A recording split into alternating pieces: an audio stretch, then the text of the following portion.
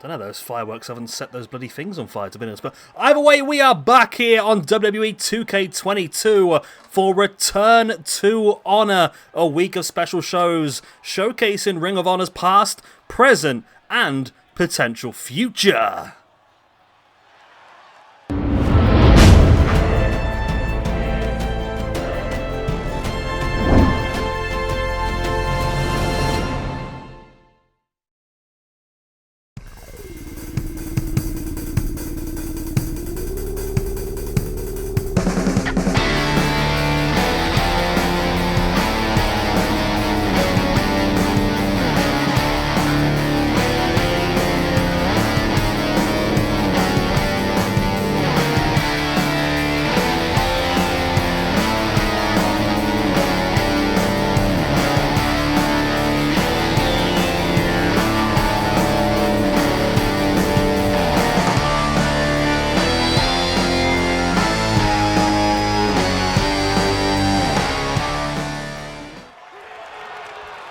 The bell goes, then we are underway with our opening match of this special, and we're kicking things off with a huge bang here.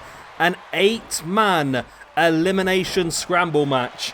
The winner of this match will go on to face off against the SWE champion Kenny Omega on our main show on Sunday for the SWE championship. Of course, 8 guys who are legends in Ring of Honor. And of course there are loads more. There's loads more people. We've got the Briscos and Low-Key, Christopher Daniels, Kazarian, Scorpio Sky. Loads and loads of people who could have been involved in this match, but these were the 8 that we've gone with. And of course, as always in our universe mode, every elimination is also worth a point. Meaning that there are a lot of points up for grabs here. 8 altogether. So even if you don't win, you can still come out of this one looking pretty damn good. As Seth there with a Phoenix Splash in the middle rope. Very impressive. Samoa Joe taking El Generico into the corner. For some reason, even though he's called El Generico, in the like these screens and everything like that, for some reason his entrance name is El Ordinario.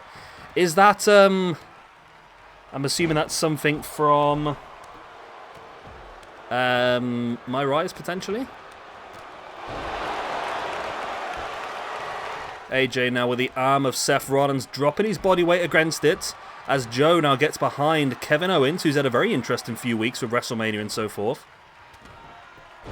As Owens just chops away at the leg of Joe, who fights back.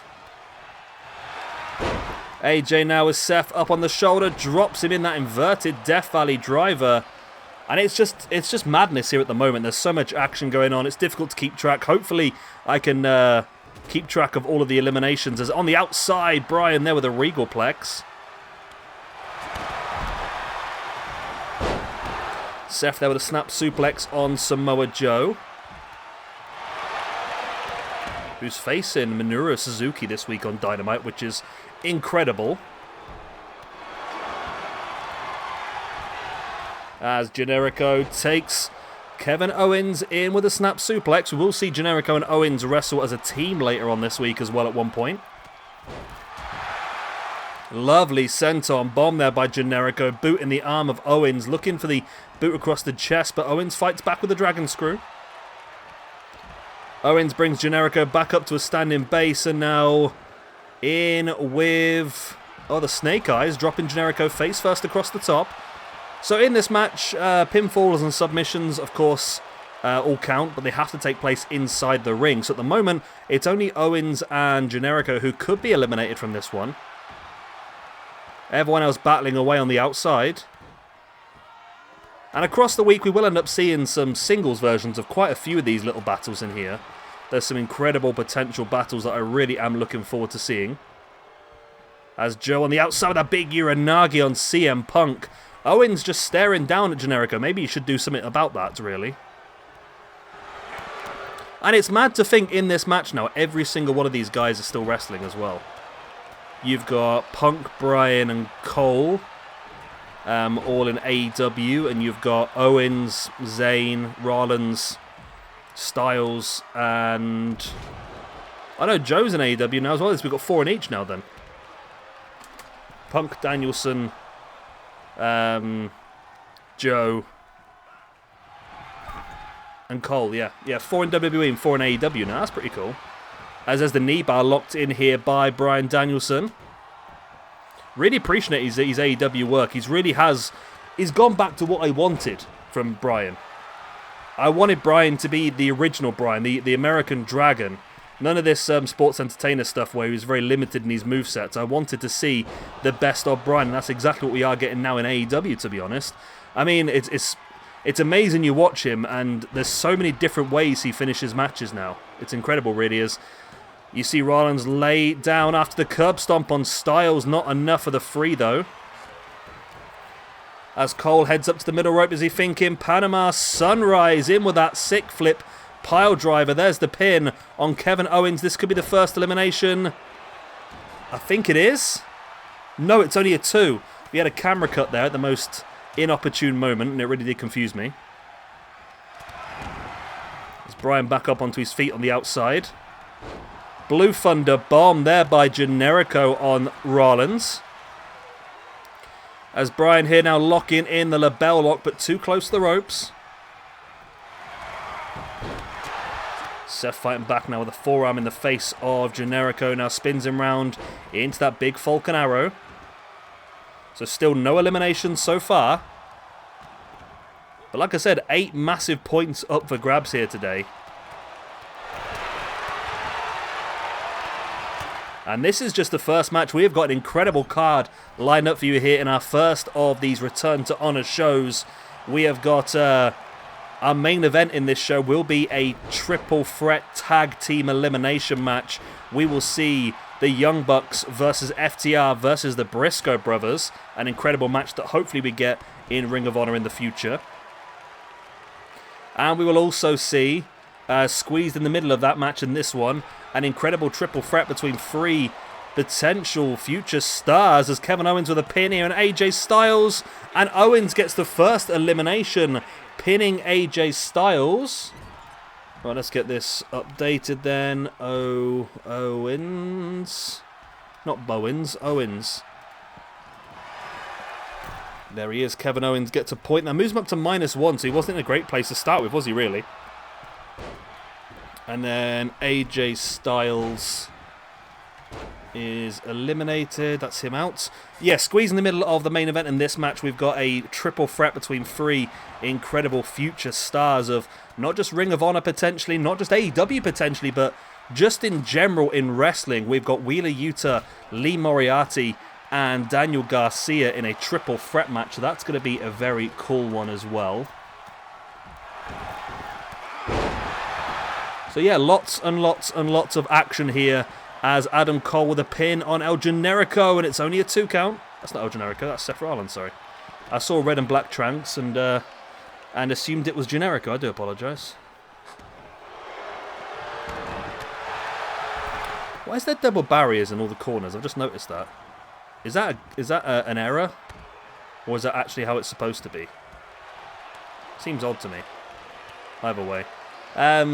Seth Rollins now fighting back against Adam Cole in the middle of the ring, and Seth looking. Ooh, I thought he was going to go for a underhook brainbuster, but instead went and just dropped him face first, almost like a DDT. And now Seth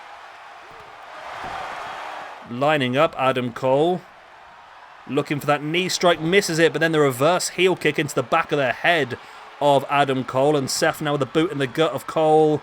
Springs off the ropes and in with that curb stomp by Seth Rollins. There's the pin. Will that be enough for the second elimination of the match? No. Adam Cole able to break free. Wow. Okay. Surprises me there. Remember, a match against Kenny Omega is what these guys are fighting for at the moment. As Seth dropping a knee in the face of Adam Cole. Joe versus Punk, obviously an incredible battle between those two in the past, and something we will be re-looking at this week as well as part of these shows. Punk now with Seth in the corner. Gonna slam him face first. Big chop across the neck as well. And Punk with those knees into the ribs and the sternum of Seth Rollins is really gonna... It just takes the air out, it takes the wind out of you, makes you weaker and slower. As Punk now runs in with that boot right across the side of the face. Wow. And now Punk in with the Anaconda Vice. Is Seth going to tap? Seth does tap out. And CM Punk gets an elimination. And Seth is gone. I don't know why. There's still a few things that pop up which shouldn't be popping up here. But we saw, yeah, when Punk tapped out. No, when Punk tapped out. What am I about? Punk got the tap out. Which now moves Punk up to +6 in the rankings. Whereas Seth Rollins is going to move down. I have just seen in the corner of my eye that Joe just hit a muscle buster. And Joe also gets an elimination, this time on Kevin Owens. Right, this is getting tricky now. Right, Seth Rollins is gone. Owens. Not Bowens. Kevin Owens is eliminated. He moves back down to -2. And Samoa Joe gets the point, which moves Joe up to +12 now in the rankings. Right. So I'm up to date now. We've got 5 people left in this match. Only one will move on for that match against Omega.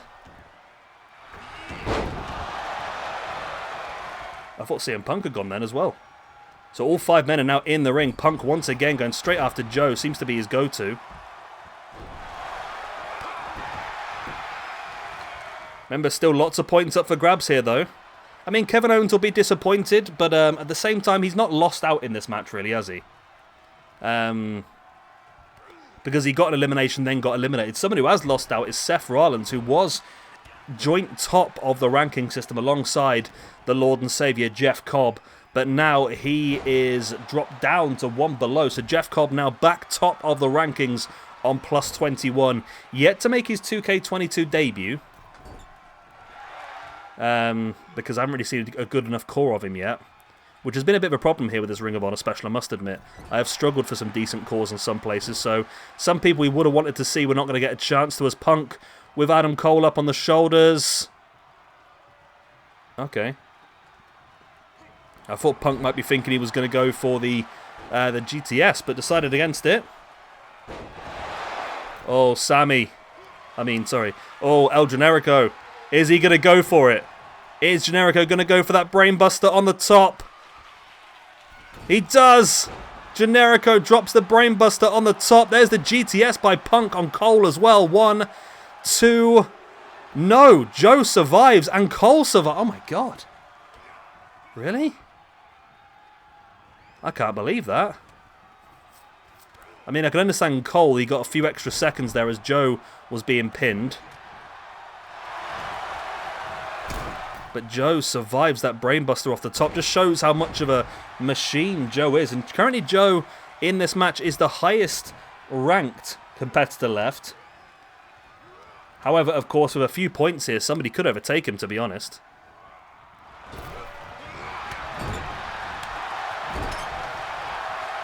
As Cole now with Joe and... Okay, well... Joe, you may have survived the brainbuster in the top. Are you going to survive a Panama Sunrise as well? There's the pin by Adam Cole. And no, Joe does survive it. Holy guacamole, Samoa Joe. Showing incredible resilience here. There's the flatliner. And Joe has survived the brainbuster from the top and the Panama Sunrise. Samoa Joe is an absolute beast here. Generico up on top again. Is he thinking brainbuster on Bryan Danielson? We know Danielson's had neck injuries in the past. Generico does not care about that as he drops Bryan across the top. There's the pin. This could be an elimination. Generico for the 1, 2. No, Bryan kicks out now as well. Wow. How on earth? That's 2 people have kicked out of Generico's brainbuster on the top. Maybe it's not as effective as he really wants it to be. But Danielson locking the label lock on Generico. Will this be a tap? It is indeed. Generico is gone and Bryan Danielson with the elimination. Which moves Bryan Danielson up to +7 in the rankings. And El Generico, this is his debut. Moves down to -1. Of course, El Generico and Sami Zayn are different people. So one of these 4 men is going to face off against Kenny Omega on Sunday for the SWE Championship, and it may not be CM Punk as Adam Cole. No! Adam Cole can't keep Punk down either. At Panama Sunrise, 3 people have kicked out of that in this match now. This game is determined that the Panama Sunrise is not going to be good enough, as there is the... what's that called? Oh, I know it's a straitjacket German, but he's got a name for it, hasn't he? The Florida Keys. That was it, the Florida Keys, I think it was called, when he was in Ring of Honor. I might be completely wrong with that. I know it had something to do with a lock. Cole with a strike right in the face of Samoa Joe as Danielson just drop kicks CM Punk off the apron. Danielson versus Punk in AEW has got to happen at some point, hopefully. I'd imagine they might save that for a big show, though. As Adam Cole once again in with that Panama Sunrise, surely this time for the 1, the 2, and oh my god, Joe! Joe's resilience is second to none here. It's going to take a taser to keep Joe down. Well, Adam Cole's going to go in for that Panama again. Boom! There is the point. The pin. Oh my god, Joe. Freaking... What is Joe on here? What the hell is Joe on? Because he is so incredibly in control. I just can't get over how much he's just surviving.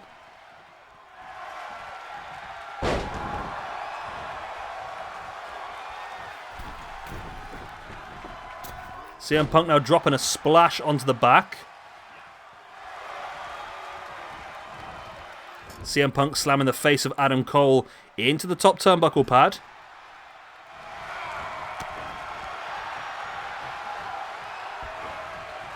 And now it is CM Punk and Adam Cole battling inside the ring. Punk taking Cole up on the shoulder. I can't believe Joe's still in this freaking match, to be honest with you. How is Joe still in this match? And Joe now fighting back on Cole, swinging with the strikes, but Cole was able to avoid. Joe able just to flatten CM Punk. Got that big boot right in the face there by Joe and Adam Cole.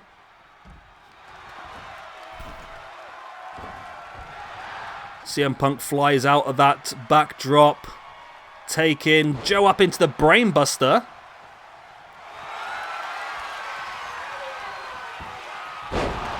Nice suplex there again by Bryan Danielson.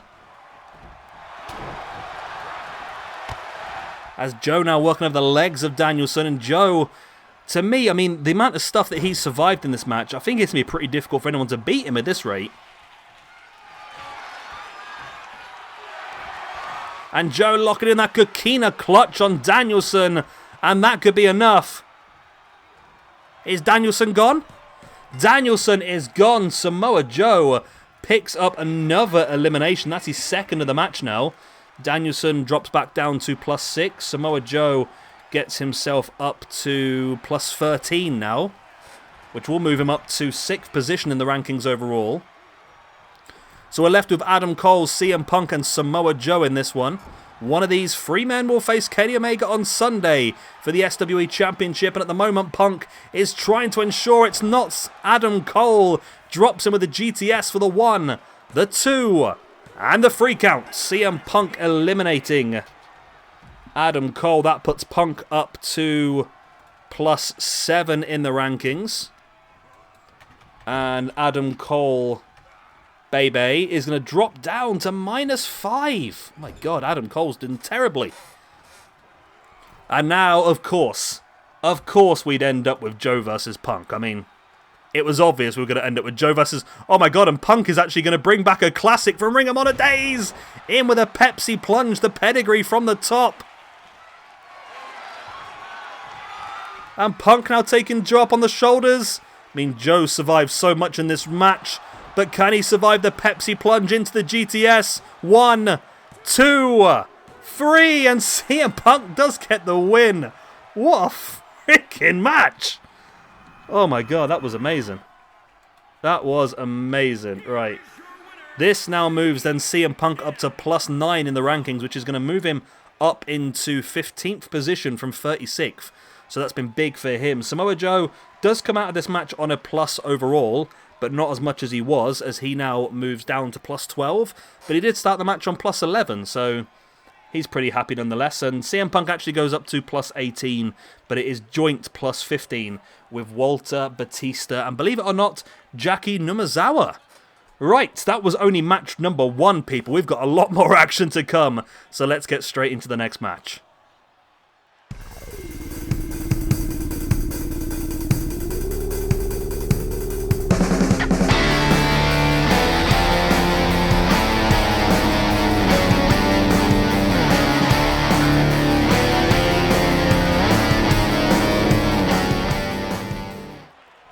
And here we go then, the belt is gone, we are underway, triple threat rules. This is not elimination, this is first pinfall or submission, get to the victory. However, I am putting the full 3 points on the line here this evening for the winner. 1 point for the win and 2 bonus points, so a huge match here. And like I said earlier on in our first match, this is potentially a look at the future stars of not only Ring of Honor, but of AEW and just generally in... What the hell happened there to Moriarty? Or just generally in the world of wrestling, I really do... I mean, I massively rate Daniel Garcia. I'm a huge fan of Garcia. I've sort of been on the cusp of Yuta, but of course over the last couple of weeks, everyone's, including myself, has sort of fell onto the hype train. I mean, watching his match at the Ring of Honor show, as well as his match against Moxley at Rampage was incredible. Lee Moriarty still, for me, I want to see more from him. I've not really seen a lot of him. I think the match against Lethal at Ring of Honor was the first time I really saw him sort of one-on-one with somebody properly. So I'm hoping to see more of that in the future. And I mean, these 3 guys could be the new pillars, really. I mean, Ring of Honor, AEW have an incredible young set of talent, and I mean, you've only got to look at these 3 guys who are all mid to early 20s, I believe. Then you've got the likes of Jungle Boy, who's like early 20s as well. You've got MJF, who's mid-20s. They've got such a solid future of stars there around what the current legends are to help put them over. So I think it's great the way they're doing it. And not only that, of course, if you've not heard of Nick Wayne as well, he's another one who is just... He's a very good talent. I'm not saying he's the best wrestler in the world, but he's a very good talent, already working lots of shows up and down the country, and he's only 16 years of age.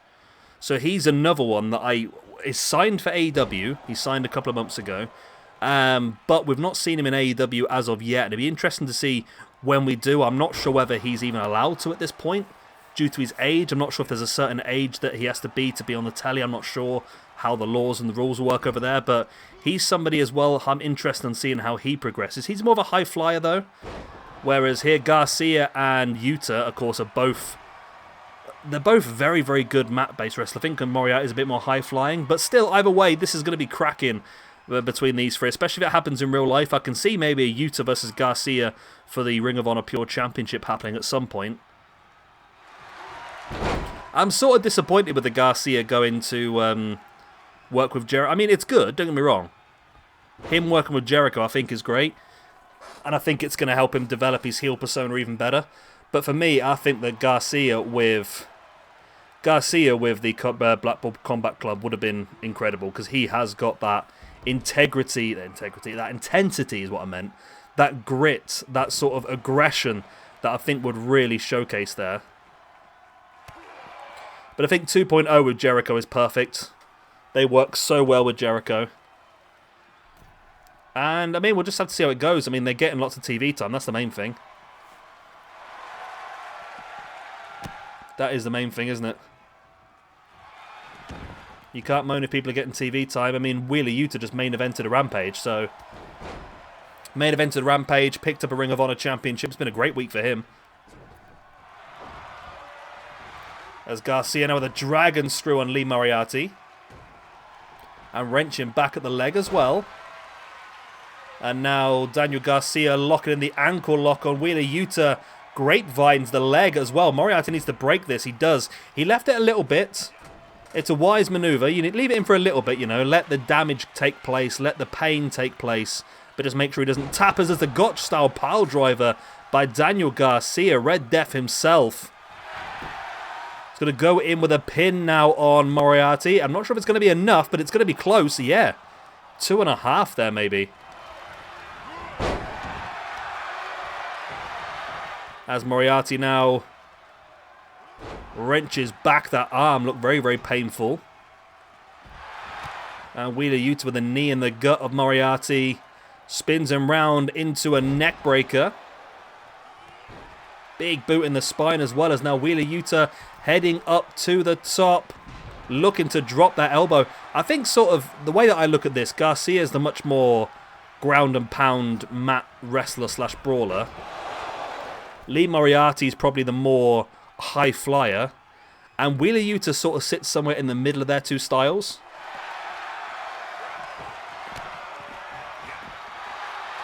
And at the moment, it's Yuta and Garcia both working over Lee Moriarty.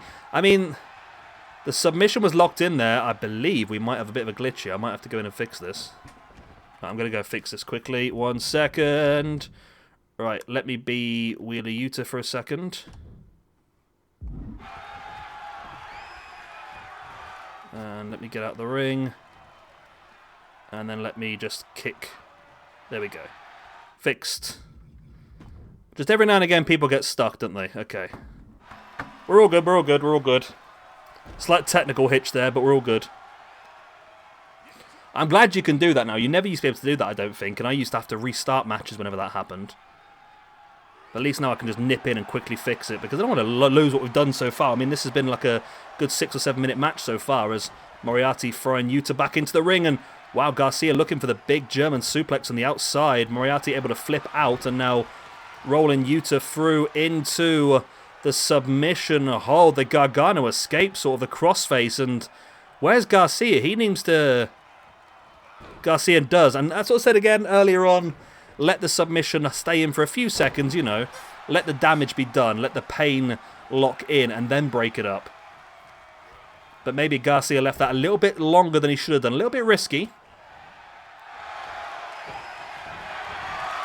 Moriarty now in with a lovely takedown with the armbar now. But Yuta comes across the boot in the gut of Lee Moriarty.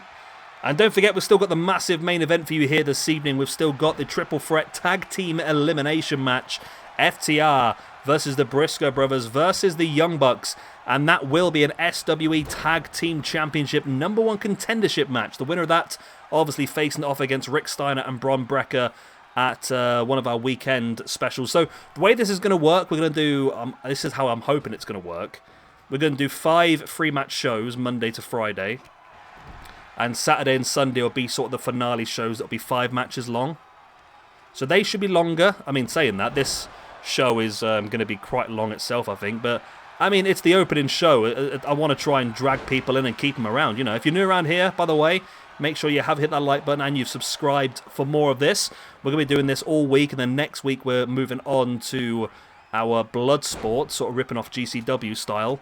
And we're going to have like an MMA style tournament. We can only win by submission or knockout. Involving big stars like Brock Lesnar, Bobby Lashley. As well as some others like Dr. Death Steve Williams, Dan the Beast 7. Jake Hager in there as well. Timothy Thatcher and a few others that are good at that. Oh, busted open there. Garcia right above the eye.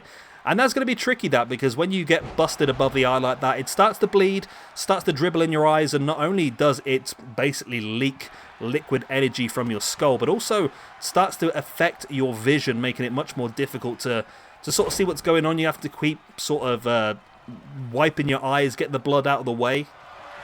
As Wheeler Yuta now just showing off there a little bit. Why not? Maybe it wasn't the best idea as he gets absolutely clotheslined out of his skin there by Daniel Garcia. And Garcia now wrenching in with that armbar on Wheeler Yuta. Doesn't hold it, decides he wants to go a different tact.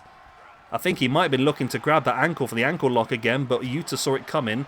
These two, I've not seen it yet, but these two apparently did go for an hour-long draw in an independent show in the last, I think like 6 months ago, something like that. which apparently was very impressive. Look at that submission. I thought he was going for a tombstone, but no. The submission locked in there by Yuta. It was broken up by Lee Moriarty. As Garcia does the only smart thing there, rolls to the outside, just protecting himself, but Moriarty and Yuta also coming to the outside. Garcia's down. He is flat out. He is dead weight right now. Moriarty dropping the knee into the arm of Wheeler Yuta before bringing him back up. Yuta tripping Moriarty over. Clubbing blow into the back by Yuta. And now in with that Saito suplex on the outside. Incredibly painful maneuver. Yuta dropping the knee in the face of Lee Moriarty. Garcia's back up but takes a knee in the other side of his head for his troubles. And you see that blood is not stopping there for Garcia at all. He is raining down. Moriarty also throwing Garcia into the apron. Garcia, the reverse in, gets a Saito suplex on the outside. And that's not good. I mean, you drop on the back of your neck and the top of your shoulders on the outside. It's very painful. I mean, that padding on the outside, it looks a lot more than it actually is. It's barely like an inch thick there. And it's solid concrete underneath. And that is how you can cause a serious injury. As Yuta now taking Moriarty up and looking to lock in that submission once again. Wow, what's up with Moriarty's arms there? There we go. They just went completely... He T-posed there for a second, Moriarty. As all three guys now back up on their feet. Lee Moriarty with a German suplex. Red Death, Daniel Garcia with a boot in the gut of Moriarty. And now, oh my god, look at these chops and slaps. Moriarty somehow stays on his feet before taken down. And Garcia now looking to lock in that sharpshooter. That's his finishing maneuver. He's got it in deep. And there's the tap. And Daniel Garcia gets the victory here in this triple threat. What a win that is for Garcia. And like I said earlier on, this one is worth 3 points. 1 for the victory and 2 for the opponents. Therefore, Garcia now moves up to +3. Lee Moriarty is currently on -1 after 1 match. Now moves down to -2 after 2 matches. So not going fantastically well for him. And Wheeler Yuta, this was his debut and moves down to -1 as well. So Daniel Garcia, fantastic night for him. Whereas Wheeler Yuta and, of course, Lee Moriarty have some work to do still. Right, cracking match there. And we move on to our main event of the evening.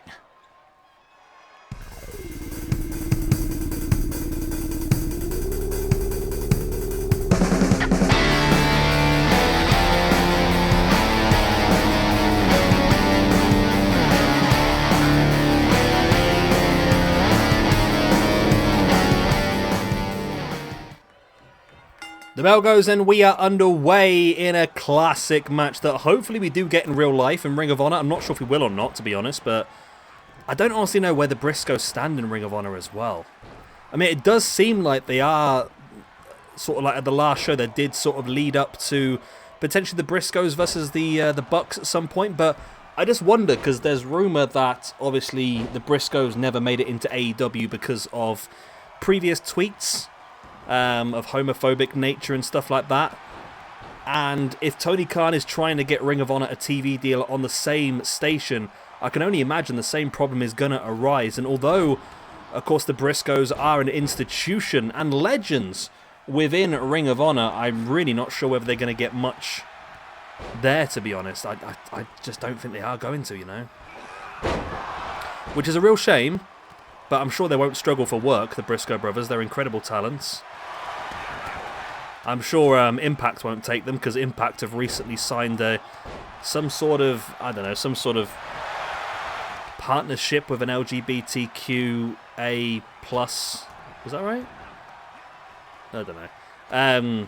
Company, so I can't imagine they're going to take the Briscos at any point. And the WWE have already been there and decided against it as well. So, unfortunately, it's the way it is now with the internet. You can't say anything about it coming back up to haunt you 10 years later.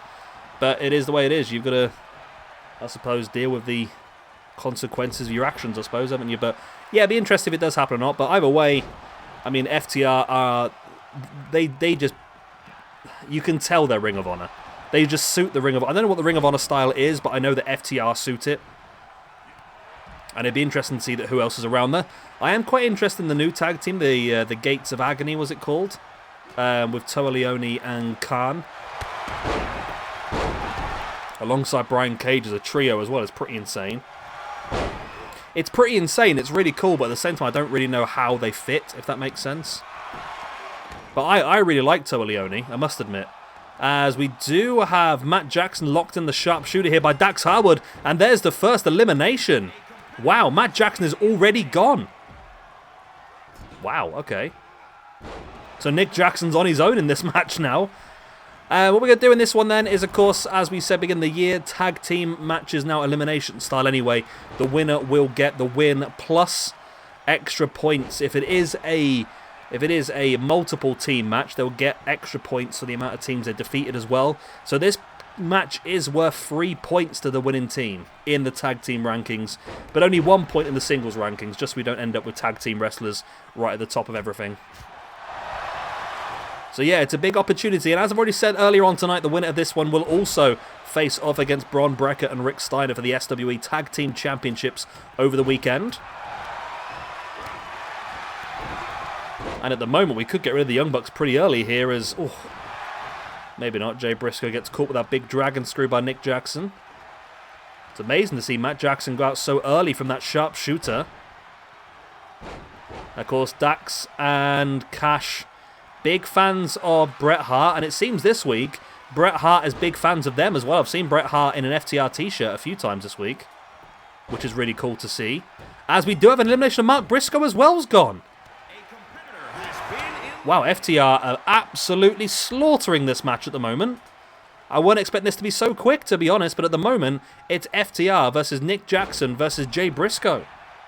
And at the moment, this match is fully in FTR's hands. Fully in FTR's hands.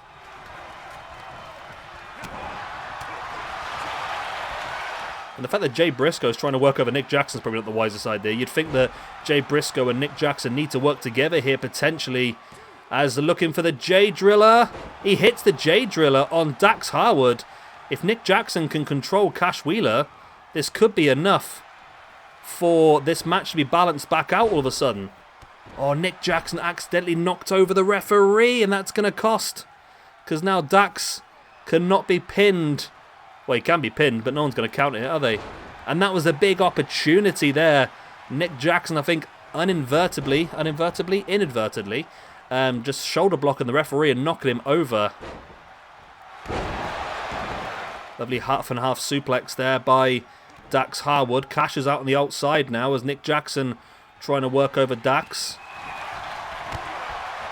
So Nick Jackson and Jay Briscoe need to work together to eliminate Dax here, but neither of them seem to want to. There's a lot of animosity between those two teams, and what is smart and logical doesn't seem to be what they are doing, as Nick Jackson with that super kick drops in. Only a 2 count on Jay Briscoe. And now I'm a little bit disappointed. They're not the best cause in the world. I mean, the Bucks are not bad. FTR is... it's debatable. FTR is usable, but they're not terrible. They're not the best. I'm hoping to get better FTR at some point. And the Briscoes, again... I mean, I'm a little bit disappointed. I've heard, like, incredible things. I know we've got cross-platform creator wrestler now, and I know one of the top core creators from Xbox is Dre Cause. But I must admit, I mean, his work is good, but it doesn't seem to be up to par with some of the stuff that the PS4 or the PlayStation creators were making, the likes of Diffract and so forth, and Crow and people like that. So yeah, I mean, it's a good set of cores, the Briscoe brothers, but they're not perfect. There's something about them that's, I think it's their beards. They're just really static, but then that might just be a game problem, nothing else. As there is the Death Valley Drive. Oh, not enough to get the elimination. Like I said, for the sake of the Bucks and for the Briscoes, they need to eliminate one of FTR to really make this match more interesting. And there's the super kick by Nick Jackson. He drops in to the pin. And Dax the Axe was not paying attention, but Cash was able to kick out just before the 3 count anyway. That would have been a hell of a elimination, that. Like I said, that's what makes the big difference.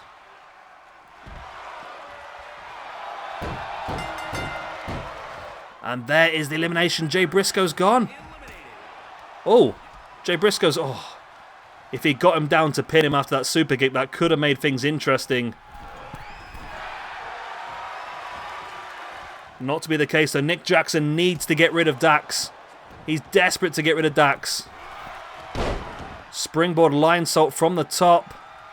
Now heading up to the top. He needs to do something big here. Cash is starting to stir on the outside. If this match goes 2-on-1, they've got no chance. I'm not quite sure what that was, but he seemed to come out on top. Problem is now he's going to hit Dax with a big maneuver there, but Cash is back up and obviously going to break this one up. Okay. Why did Cash not break that pin up? Come on, game. Come on, game. That doesn't make any sense. But now, Nick Jackson has the opportunity here then, I suppose. Because of the lackadaisical Cash there who decided not to save his teammate, we're now down to 1-on-1. Maybe it's not going to matter. Maybe Cash will still defeat Nick Jackson anyway. Or maybe he's made a massive blunder here and Nick Jackson and the Young Bucks can get themselves a championship opportunity. Big boot in the side of the head there, though, by Nick Jackson. Oh, lovely. Springboard into a Poison Rana. That was well impressive. I like that. I like that a lot. Nick Jackson now locking their hand. Is he thinking Lucha Libre style arm drag takedown across the ring? Cash, his back is hurting him. Nick Jackson just staring at Cash. And then in with that super kick and again flops in for the pin. Oh, it's only a 2 count. Wow. Nick Jackson heads up to the top once again. And, oh, looking for that 450 splash. Not to be the case. Oh, this match, by the way, was suggested by Mega Project. I forgot to give you props earlier on, so thank you very much. Of course, taking the suggestions mainly from Discord, where I've created a spreadsheet of everyone's suggestions. It makes it easier for me to search through, and if we do have a theme, then it's easier for me to search for certain wrestlers and so forth. But I mean, this was a fantastic suggestion. Came right after that Ring of Honor special. As Cash now taking... Nope. Maybe not. Nick Jackson fighting back with a vertical suplex of his own. And now Nick with a drop kick into the spine. Standing shooting star. What's that noise? I heard a big bang. Now I'm scared. Nick Jackson up on top. Stalking the grounded Cash Wheeler. I still can't get over the fact that Cash did not protect his teammate who had been pinned. It makes no sense to me. But Cash now in with that butterfly suplex. Cash with the boot across the face of Nick Jackson. Locked in that crossface, but too close to the ropes. And once again, now wrenching back at the arm, but again, too close to the ropes. Nick Jackson with a chop straight across the face, and now in with the sling blade. And now wrenching back at the arm. And now Nick Jackson stalking. Oh, look at that super kick. It was missed. Cash caught the leg. Now in with a belly-to-belly slam. And Cash now has the legs of Nick Jackson. He's going to go. Is he going to roll him that way? He is. And too close to the rope. It was obviously going to happen. It was just obviously going to happen.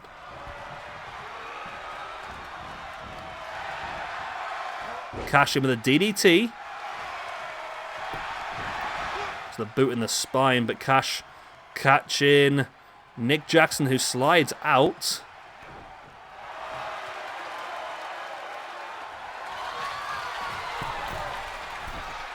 And lovely takedown arm drag again. Again up on top. Nick Jackson stalking in with that senton. I think he missed, you know. Not 100% sure if he missed or he might have caught him with the legs. Big chop right across the face. Nick Jackson again heading up to the top rope. Looking at that 450, but Cash was able to move out of the way. There's the neck breaker. And Cash Wheeler in control of this now. Nice cutter. As now Cash up on top. Not very often we see members of FTR go high risk. And he does get the reward though, coming straight down with the overhand chop right in their head. And Cash again up to the top. With a big leg drop. Wow. Still stupid though, because if Cash had just protected Dax from the pin, this one would have been done and dusted. That's all he had to do, was protect him from the pin and get the 2-on-1 attack, but he decided against it for some bizarre reason.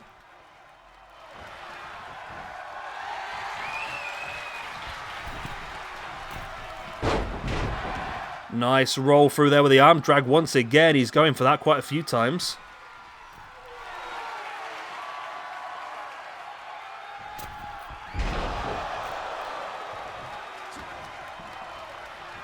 Cash now with a snap suplex.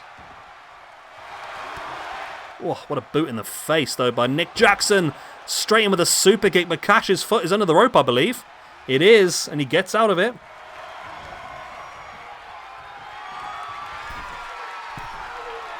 Nick Jackson up on top once again. There's the 450. I mean, again, you have to drag him away from the ropes at some point, I think. Boom, again, the super kick, and Nick Jackson flops into the pin. This is going to be enough for the 1, the 2, and the 3. That's the victory then for the Young Bucks. I mean, I'm not annoyed. I'm very happy the Young Bucks won, but at the same time, I'm just disappointed that FTR did not protect the pin. That's the annoying thing. That's something that needs to be sorted on this game, I think. So Young Bucks, with that win, now move up from -3 up to 0 points. Which is not great, don't get me wrong, but it's better than nothing for them. The Briscoe brothers are going to move down to -3. Whereas FTR are going to move down to +4. So they're still pretty high up. Big movement then for the Young Bucks, and of course they've got an even bigger chance for bigger movements this weekend as they will face Rick Steiner and Bron Breakker for the SWE Tag Team Championships of the World.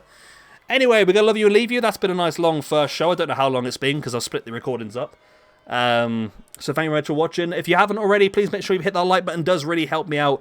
It means that other people find the video and we can grow the channel and I can retire and live a very nice life with my feet up.